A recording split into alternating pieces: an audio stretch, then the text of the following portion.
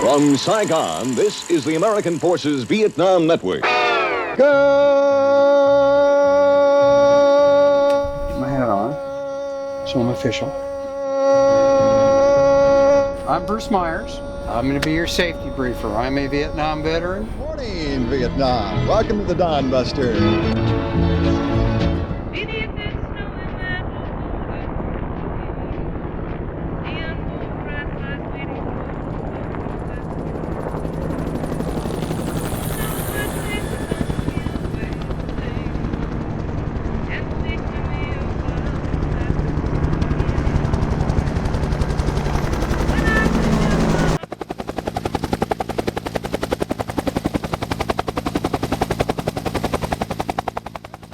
I want you to do this. Close your eyes. You are now an 18-year-old or a 19-year-old in country, in Vietnam. For the very first time, you're getting in a Huey and you have absolutely no idea where you're going. It's dawn, and Alpha Troop 19 is commuting to war. 21 GIs bound for a jungle clearing a mile from the Cambodian border. Do you have seat belts like this? No. Do you have benches like this? No. You're sitting on the ground in the aircraft with your cargo rings for holders. You have one finger in the cargo ring and one finger on your M16, going to somewhere where there's somebody that doesn't like you. You just know that. When you're in that aircraft today, you can open your eyes. Give that a thought as that aircraft flies.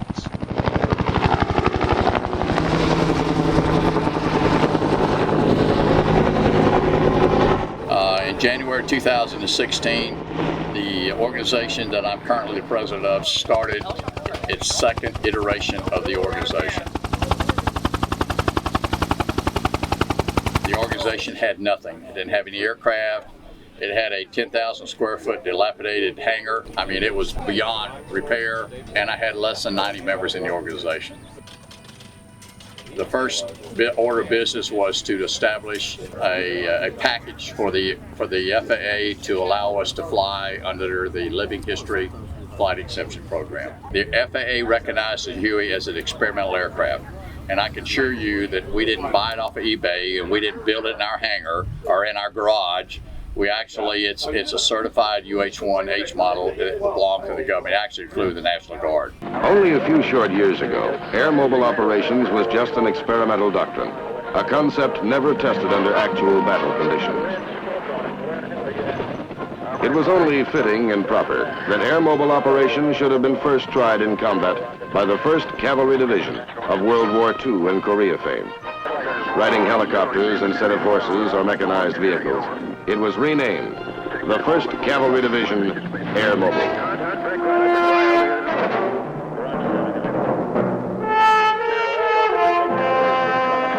We found the aircraft. We found 3 of them down in Sanford, Florida, that were in the boneyard with 19 other Hawks that the State Department was getting rid of.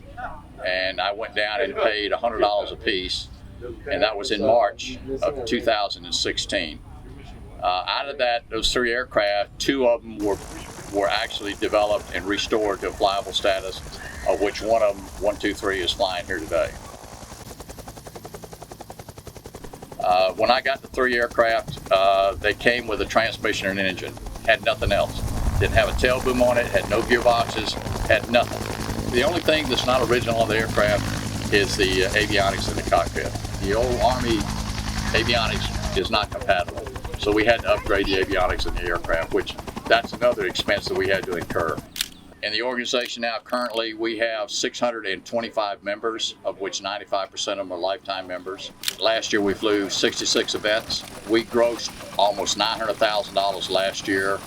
So as you can see, there's a number of things that we've accomplished since the beginning, and we took our actual first flight in 123 in July of 2017. And that aircraft has been flying since then, and we have flown well over 27,000 people in the aircraft. It's kind of important to understand that the organization is made up of all volunteers. If you volunteer for the organization, you commit yourself to dedication to the organization, a passion that you have to be around Army Aviation, just the thrill of watching people getting off of the aircraft that have never been on it before. It's a rush in itself.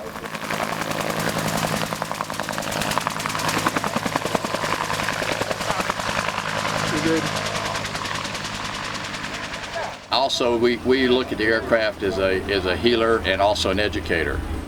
It's a healer from the standpoint that it provides closure for the Vietnam veterans who have not seen the aircraft over 50 years.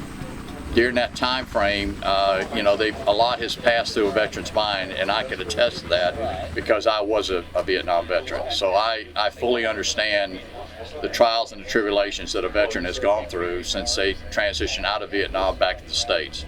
I was at the beginning of the war, the height of the war, and the downturn of the war, and none of it was pretty.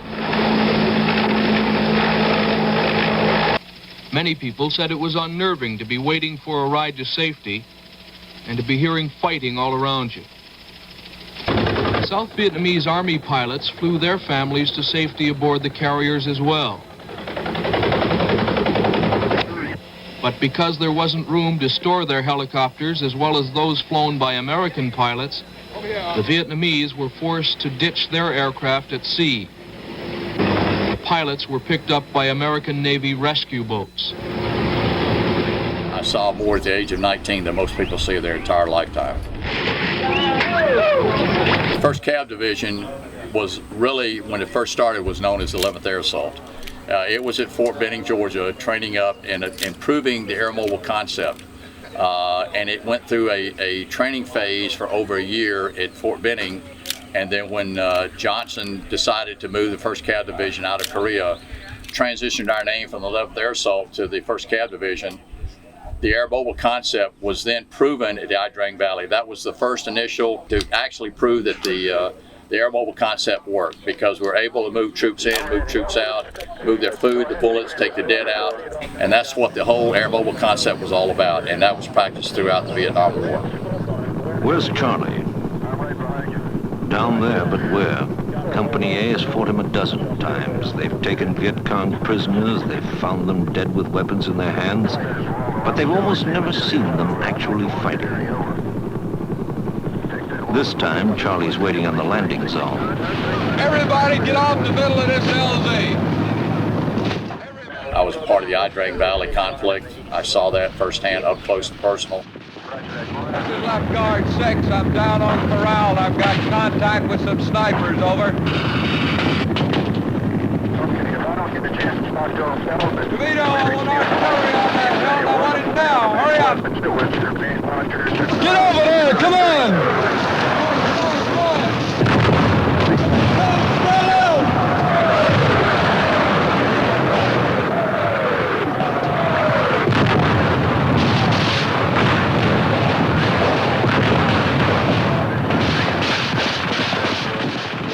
My aircraft was used to shuttle food into LZ X-ray. We took food and bullets in, and we took dead bodies out.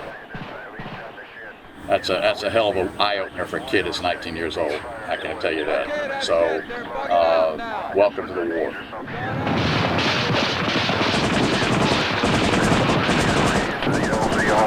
That was the first major conflict for the 1st Cav Division with the North Vietnamese Army. That was our first major contact with them at that time, yes. For I'm a Vietnam veteran, which means nothing today except for history. I retired from the Army, but I'm here. I'm a survivor. I support Vietnam. They've done it the right way. The whole country's done it the right way. Somebody else needs to follow suit and learn. Try to get a trip plan to go back to where I was. And I can't, I don't know if I'll be able to emotionally hold up after I see how nice it's become. No water buffalo around. You've got pride and you're really proud of what you're doing and proud of seeing what you have done in the past. And this division has lived on a proud heritage. MacArthur said it well. This division is first in almost everything. General George Custer was in the cavalry, and now instead of rattling sabers, we have rippling rotor blades. Go and get her. The minute you let her into your heart, then you can start. Make sure you get your hook in there tight.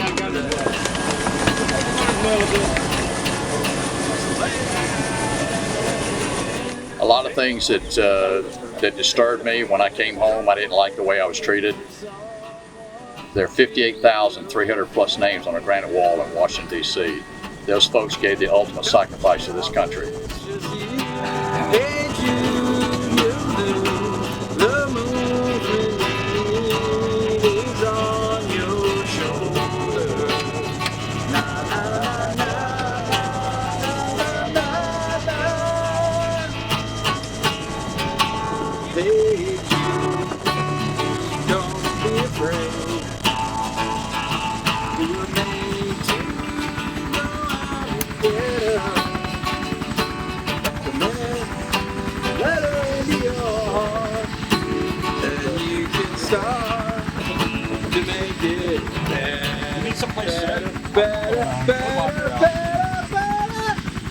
come over and get as more than I can.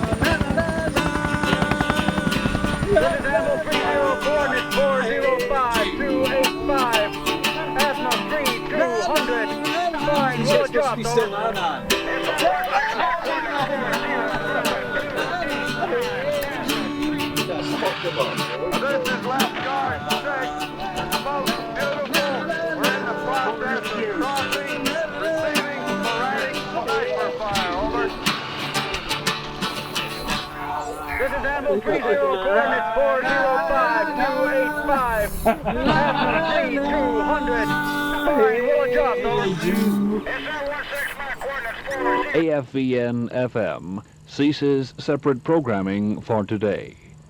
We invite you to stay tuned to this frequency, which will carry AFVN AM programming until 0600 hours tomorrow.